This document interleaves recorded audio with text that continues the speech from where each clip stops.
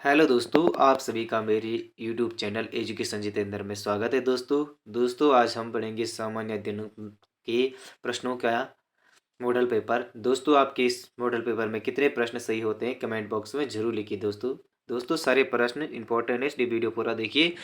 और ये लूसेंट से लिए गए हैं, सिलेक्ट किए गए हैं। तो दोस्तों काफ़ी अच्छे प्रश्न हैं, तो वीडियो पूरा देखिए, हर प्रश्न को एक बार जरूर देखिए। शुरू करते हैं आज के प्रश्न। पहले प्रश्न, किसके शासनकाल में सबसे अधिक मंगोल आक्रमण हुए? बलबन का, अलाउद्दीन खिलजी का, मुहम्मद बिन तुगलक और फिरोज तुगलक। तो किसके शासनकाल में सबसे अधिक मंगोल आक्रमण हुए? तो ये हुए अलाउद्दीन खिलजी के शासनकाल में सबसे अधिक मंगोल आक्रमण हुए। इसका आंसर है ऑप्शन बी। प्रश्न संख्या 2, यात्री इब्न बतूता कहाँ से आया था? मार्को से आया था, फारस से आया था, या तुर्क से आया था, या मध्य एशिया से आया था? तो यात्री इब्न बतूता आया था मार्को देश से। ऑप्शन ए सही आंसर है। इब्न बतूता कहाँ से आया था? तो मार्को से आया था इब्न बतूता। प्रश्न संख्या 3, गोलकुंडा कहाँ अवस्थित है? बीजापुर में, हैदराबाद में, मैसूर में, चेन्नई में? तो गोलकुंडा कहाँ अवस्थित है? तो गोलकुंडा है बीजापुर में। ऑप्शन ए सही आंसर है। प्रश्न संख्या 4, निम्नलिखित में से कौन poverty and un-British rule India के लेखक हैं? इन इंडिया के लेखक हैं RC. Dutt, Henry cotton, Mahatma Gandhi, दादा भाई नौरोजी। तो poverty and un-British rule in India के लेखक हैं दादा भाई नौरोजी। ऑप्शन डी सही आंसर है। प्रश्न संख्या 5, भारतीय राष्ट्रीय कांग्रेस का प्रथम मुस्लिम प्रेसिडेंट था? अब्दुल कलाम आजाद, रफ़ी अहमद किदवई, एम ए अंसारी, या बदरुद्दीन तैयबजी?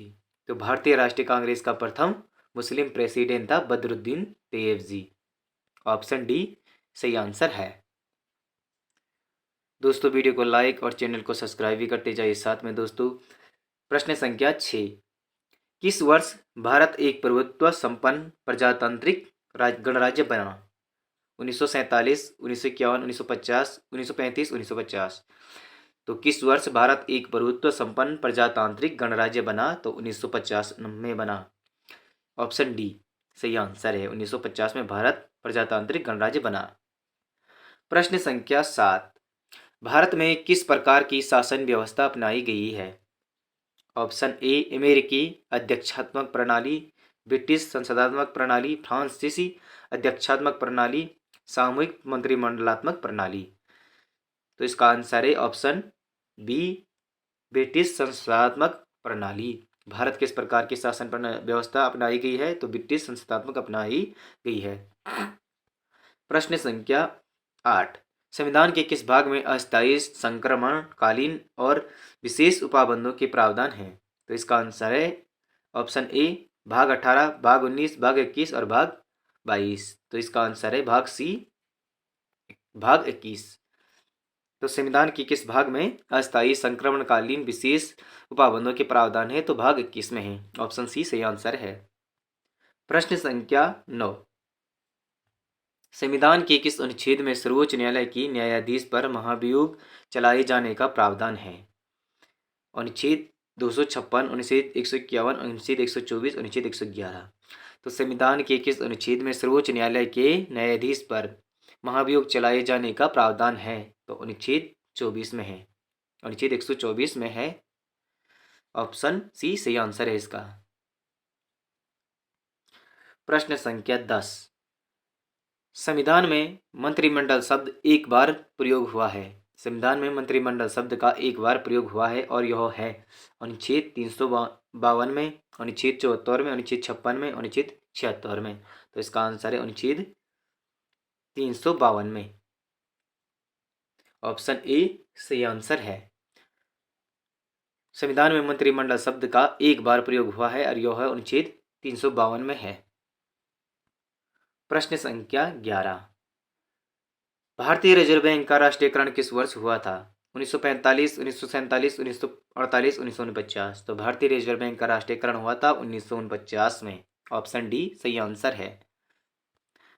दोस्तों वीडियो पूरा देखिए, हर प्रश्न को एक बार जरूर देखिए। दोस्तों प्रश्न संख्या 12, हमारे देश में भुगतान हेतु चेक उनके जारी करने की तारीख से कब तक के लिए वैध रहता है? 3 महीने तक, 6 महीने तक, 9 महीने तक, 12 महीने तक।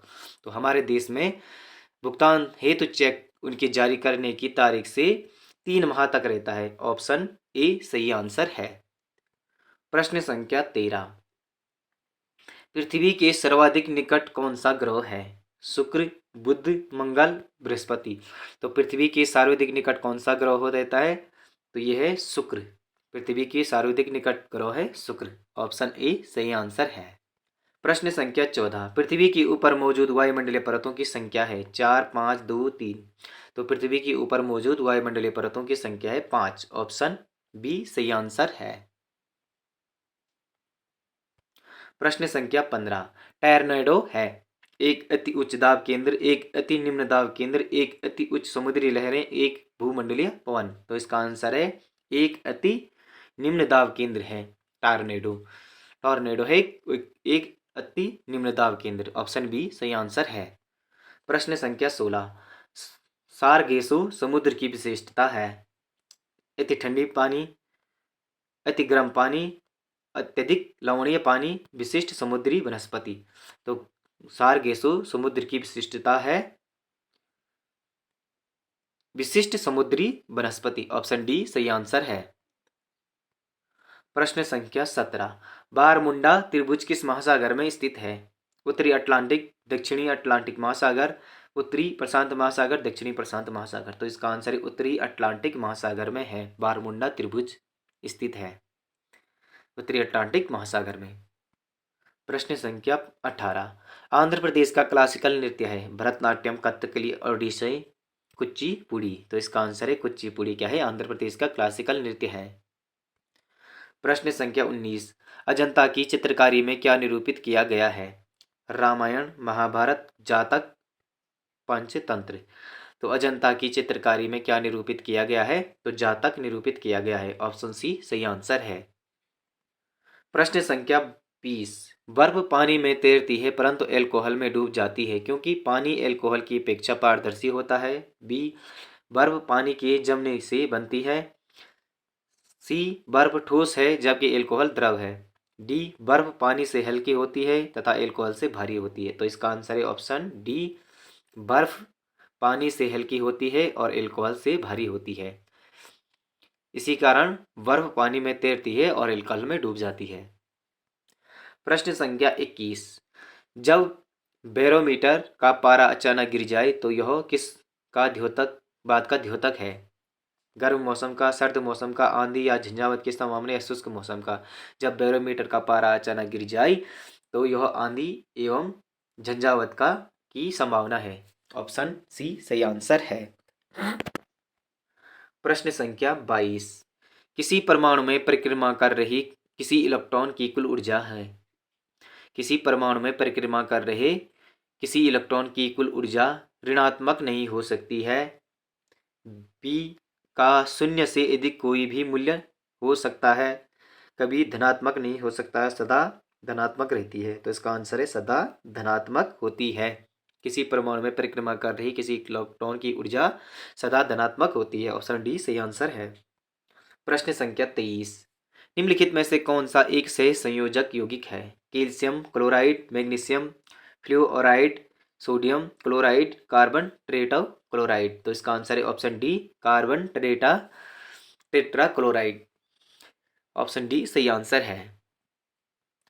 प्रश्न संख्या 24, पेट में भोजन को पचाने के लिए निम्नलिखित में से किस की खास आवश्यकता होती है? पेट में भोजन को पचाने के लिए निम्न में से किसकी खास आवश्यकता होती है? हवा की, पानी की, एंजाइम की, खनिज की। तो इसका आंसर है एंजाइम की खास आवश्यकता होती है पेट में भोजन पकाने के लिए। प्रश्न संख्या 25, पीनियल ग्रंथि कहाँ स्थित होती है? यकृत में, मस्तिष्क में, गुर्दे में, गर्भाशय में। तो पीनियल ग्रंथि कहाँ स्थित होती है? तो मस्तिष्क में होती है। ऑप्शन बी सही आंसर है। दोस्तों आपको यह वीडियो कैसा लगा कमेंट में जरूर लिखिए दोस्तों, और आपके इसमें से कितने प्रश्न सही हुए ये भी कमेंट में जरूर लिखिए दोस्तों। मिलते हैं दोस्तों अगले प्रैक्टिस सेट में, अगले मॉडल पेपर और अगले प्रश्नों के साथ। धन्यवाद दोस्तों।